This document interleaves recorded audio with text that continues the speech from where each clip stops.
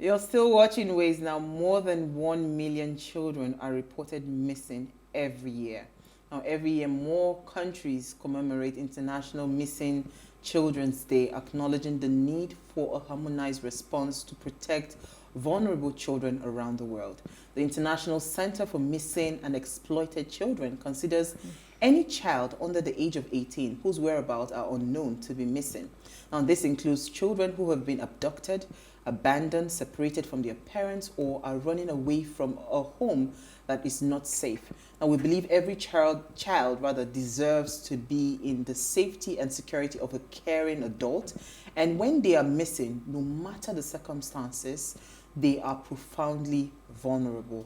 I mean, my heart goes out to, especially here in northern Nigeria, all the children that have been abducted, kidnapped. I mean, southern Nigeria as well. Kidnapping is going around, as in everywhere you hear a child is missing and all of that. My heart goes out to every family right now looking for a missing relative. I just hope that, And they are able to find them and reunite them back to their loved one. Exactly, especially those that are being entrusted to their caregivers, and the caregivers actually run away with these children, and at the end of the day, kidnap the children and tell the parents to pay a particular ransom. I think we've even gone past that stage now, because these days when children are kidnapped, they don't come back home, and thanks to what is happening in southern Kaduna, we do not want to experience that anymore this year. Hopefully, we hope that there should be an end to this crisis. Absolutely. And there should be an end to kidnapping children. Insecurity, Yes, kidnapping children from schools. Absolutely. Especially. So, Mari, what did you find for us in the news today? Okay, so insecurity, which is a major reason why this bill is being reps consider discontinuation of NYSC bill. So the bill has currently passed a second reading. This follows the rising level of insecurity in the country. The sponsor of the bill, Mr. Awaji Inobek Abiante, in the explanatory note of the proposal, listed various reasons why the NYSC program should be scrapped. And one of the major reasons is the rising insecurity in the country. So a lot of people are saying, yes, it should be cancelled. A lot of people are saying, no, don't take the memory away. I'm saying, yes, cancel it, scrap it, dead it, gone, be gone.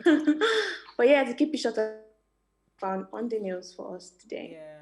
That was a story that I think Tammy or Elsie, one of them, no, not Elsie, I think Lami or Tammy took that story yesterday. Yeah. And I saw them going back and forth on scrapping and all of that. So I think what should be done is to sit down and write down the way they will tell you when you're having problem with your boyfriend. They will say, okay, write his good, list it, and write the bad and list it. So what outweighs what? You understand? Exactly. So if the good outweighs the negative, then so how can we make it better and safer? Exactly. It breaks my heart sometimes when you hear some kind of pathetic stories of, how a mother would spend all her investment. I mean, we've had sending their children to school. And so during NYSC, the child is dies, killed, and nothing is done to that, and the only child.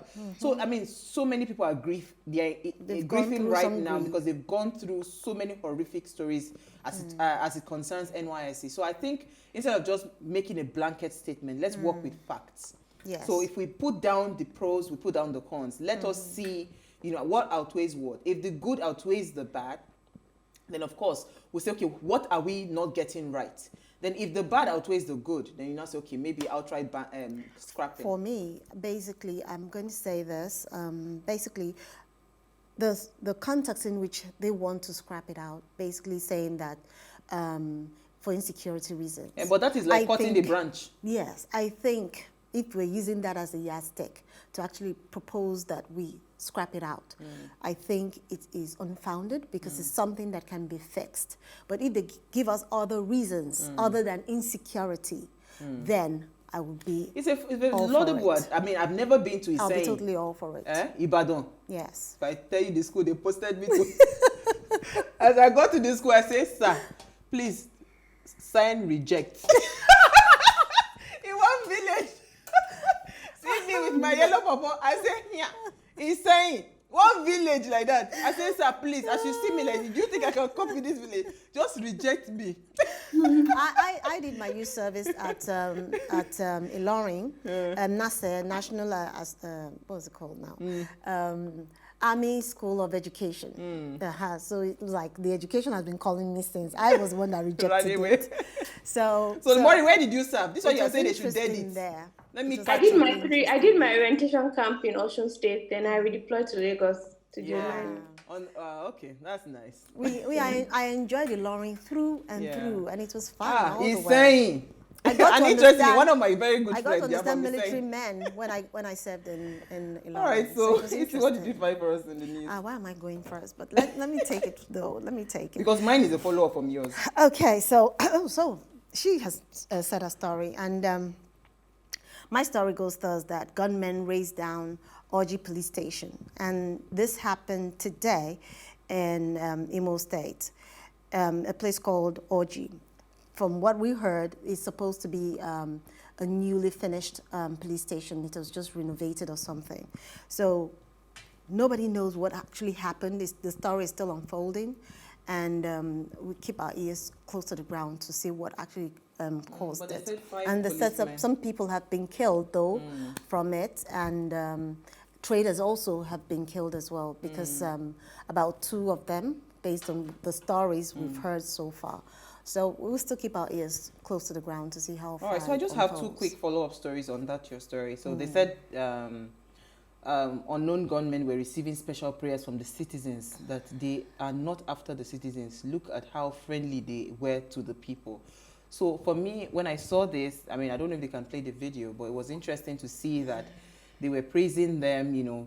Okay, so if these people now are done raiding all the police stations, who do you think they will turn to next? The citizens. We should stop anything that is evil, condemn it. Don't feel, okay, because now the evil is not coming towards me, you would accept it. Then on the other hand, a very hilarious story that I found in the news. I said, no, I have to take this one. So according to a Twitter user, it says, Isiala Oboro police station in Ikuano local government area has voluntarily shut down their station, freed everyone in their cell, sold all seized cars and other properties. The station is under lock and key. Other police stations should emulate them now before it's too late. Like, I saw this, I said, what?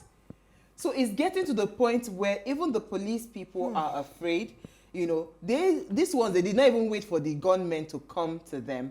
They have voluntarily done everything and shut down the police station. Is this not a sad story? For how long are we going to live like this? Let's call a spade a spade. For how long are we going to say, okay, we can't trust our security personnel? For how long can we say, okay, we are living in a country where we can't even run to a place to get solace and seek solace from what is currently going on? I mean, it is heart-rending. It's mentally it's draining, actually. Draining. It's so sad. Looking at this, I don't find anything hilarious about it. Well, for me, I think, yes, they ran away for their lives before the people actually got to them. But I think it is high time we get to understand the mindset of the kind of of policemen we have currently going in the country. No, it's not about mindset. So when I was in university, I remember clearly one time where this was back then, I think 2001 or so, when I was in university. So this was when it just started raining, that they would come in fully geared military attire, but they were armed robbers. So we had just 2 banks. There was a particular bank that was at a roundabout, and straight down was a police station. So when these people came, they came in a speedboat with military uniforms. By the time they came, the first one that landed was a lady, fully kitted, with a machine gun. She faced the police station. Easy. Policemen were removing uniform. They were flinging their uniform and diving into the bush with mufti. So let me tell you This something. stems from the fact that the government will not take care of them if anything happens to them. That's what I'm saying. And again, they are not equipped for the kinds of opposition that they are facing.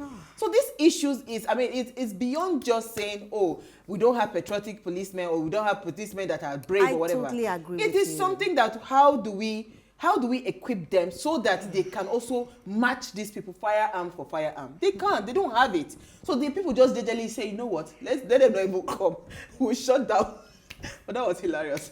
We'll take a break. Well, we're not talking police reforms and all of that. We're talking, what's it called? The grazing.